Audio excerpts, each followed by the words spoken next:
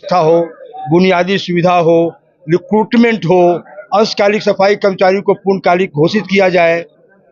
समय के बाद जो कर्मचारी रुकते हैं उनको बाइपोडाइट के प्रावधान के अनुसार ओवर टाइम दिया जाए। के सामने अपनी मांग रख रहे हैं, जो हमारे साथी बैंक में काम कर रहे हैं, जिन जिन समस्याओं से वो जूझ रहे हैं, उन समस्याओं को हम लेकर इस सम्मेलन में एक निर्णय लेंगे और फिर हमारा ये कार्यक्रम जो है संघर्ष चैनल की हालत कि वो जियो को, रिलायंस को वो 4G और 5G का सबका लाइसेंस दे करके BSNL को उन्होंने इतने बड़े ऑर्गेनाइजेशन को जानबूझ के, जो अपना ऑर्गेनाइजेशन है उसको उन्होंने बर्बाद कर दिया।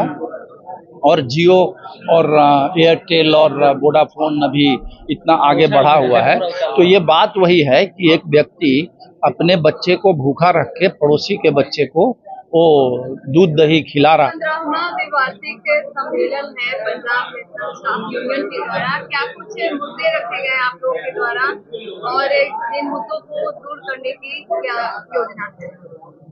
देखिए, सारा मुद्दा हमारा सब फ्लैश किया हुआ है। महिलाओं का शाखाओं में अलग शौचालय की व्यवस्था हो, बुनियादी सुविधा हो, रिक्रूटमेंट हो, अंशकालिक सफाई कर्मचारियों को पूर्णकालिक घोषित किया जाए। समय के बाद जो कर्मचारी रुकते हैं उनको बाइपोडाइट के प्रावधान के अनुसार ओवर टाइम दिया जाए। हर तबके पर रिक्रूटमेंट बंद है, सरकार ने बंद कर रखा है। सरकार कैसे है, आप लोगों से छिपा नहीं, आप लोग मीडिया वाले हैं। सर, तो बैंकों को तो निजीकरण कर दिया गया, यानी कि प्राइवेटाइजेशन कर दिया गया, तो ये मांग जो है वो सरकार क्यों मानेगी? बैंक तो प्राइवेट हो गए, आप तो सरकारी रहेंगे। आपको याद रखिए कि बैंक राष्ट्रीयकरण भी हुआ था। अभी भी 12 बैंक सरकारी है। अभी भी 12 बैंक सरकारी है, जैसा कि हमारे जनरल सेक्रेटरी स्टेट फेडरेशन के बता रहे हैं साथी रंजन राज। तो ये हम हताश नहीं हो रहे हैं। सरकार अड़ियल है, अड़ी हुई है, हमारी लड़ाई जारी है और सम्मेलन के माध्यम से बहुत तरह के फैसला लेते हैं।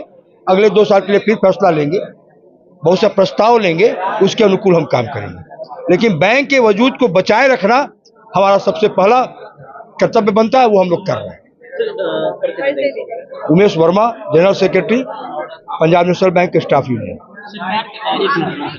सरकार का एक भिन्न हिस्सा है सर बैंक, और कहीं न कहीं आप लोग उपेक्षित मांग करते हैं, हमेशा जो है एक मांग करते रहते हैं, क्या करें? देखिए, सरकार की नीति हो गई है पूंजीवादी व्यवस्था की। सरकार पूरी तरह पूंजीवादी व्यवस्था की आगे बढ़ रही है।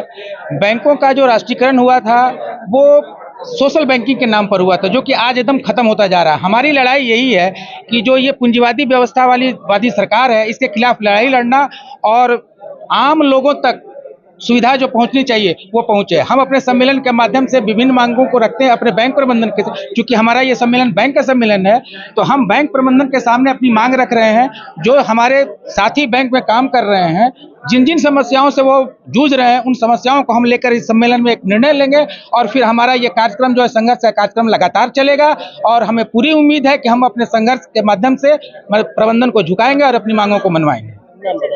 रविंद्र कुमार चौधरी, उप महासचिव, Punjab national bank staff union. Ranjan sir, क्या कुछ कहेंगे आज के बैठक को लेकर के? देखिए, सबसे बड़ी बात जो ये है कि 12 सरकारी बैंक बचे। अब सरकार खुद चाहती है कि ये सभी बैंक डूब जाएं, और उसका कारण ये है कि वो निजी बैंकों को बढ़ावा दे रहे हैं। जो सरकारी विभागों का डिपॉजिट होता है वो निजी बैंकों में दे रहे हैं।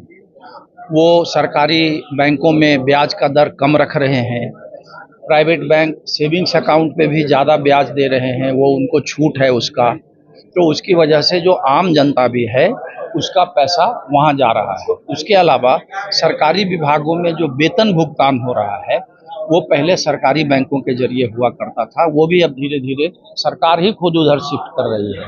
तो आपने देखा होगा BSNL की हालत कि वो जियो को, रिलायंस को वो 4G और 5G का सबका लाइसेंस दे करके BSNL को उन्होंने इतने बड़े ऑर्गेनाइजेशन को जानबूझ के, जो अपना ऑर्गेनाइजेशन है उसको उन्होंने बर्बाद कर दिया।